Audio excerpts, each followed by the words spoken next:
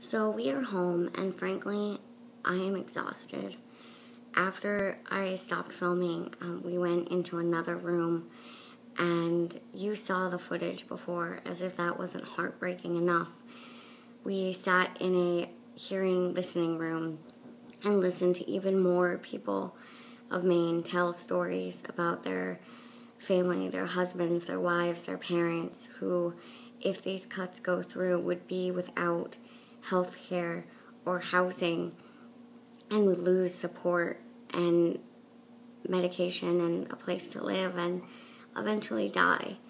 And it was very intense, and my headache is finally gone, but I feel in that place that I feel a lot at these things and at conferences and things where you really are in the reality of what I do and what we're trying to do as a community.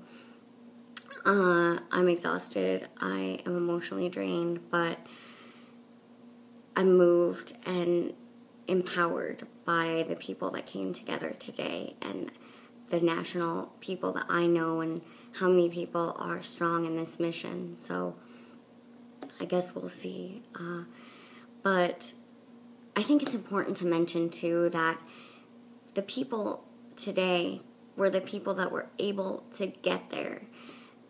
We're talking about single working mothers who don't have childcare to up and leave or can't take a day off.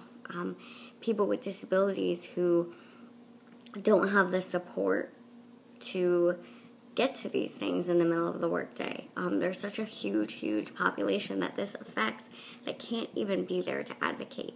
And so I found it really touching today when the lady actually mentioned that, because that's such a huge piece of it. And it's similar in the youth community as well. You know, the other thing I couldn't help thinking about during all of this is how timely it is that it falls around the holiday, and it reminds me a lot of A Christmas Carol. And, you know, as we look around, are we really back there? Are we back there where we're taking everything away from Tiny Tim and the Cratchits, and, you know, they're not going to be able to have Christmas because of Scrooge? I think we are getting back there. And there are so many Tiny Tims that I see and know every day in this work. And I wish that somehow our governor and all these politicians could have someone visit them in their sleep or in their dreams and make them see the long-term effects of what this is going to do to people like Tiny Tim and the real-life Cratchits in the state of Maine and all over the country. There were some signs that I showed in the pictures. You know, it said, Scrooge learned his lesson. Will these people? And the other thought I had, as silly as it may seem, The Grinch. We all know that story. Most of us love it. I felt a little bit like Cindy Lou Who, standing there going, why? Why are you taking our health care away? Why?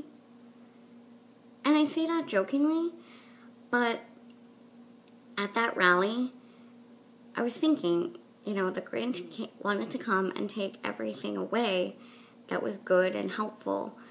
But those Who's, tall and the small, stood hand in hand, and they kept hope.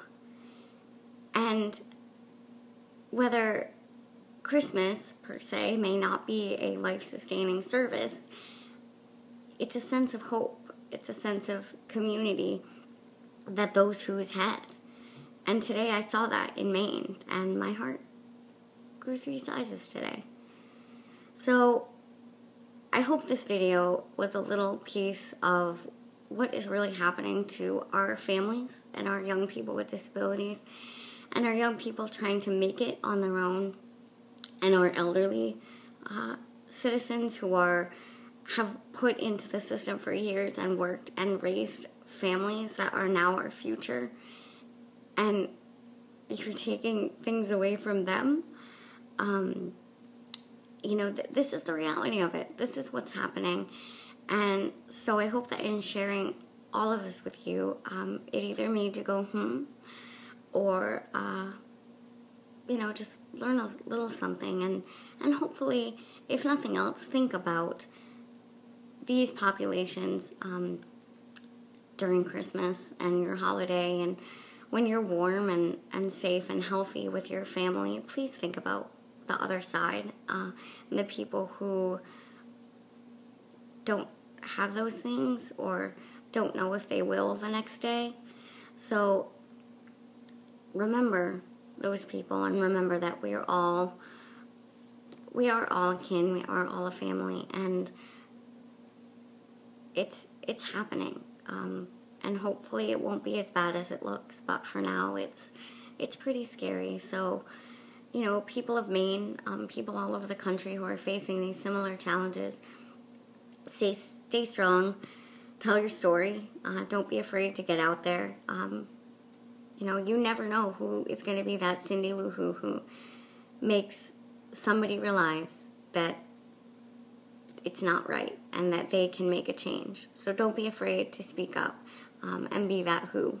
We are here, we are here, we are here. Happy holidays, everyone.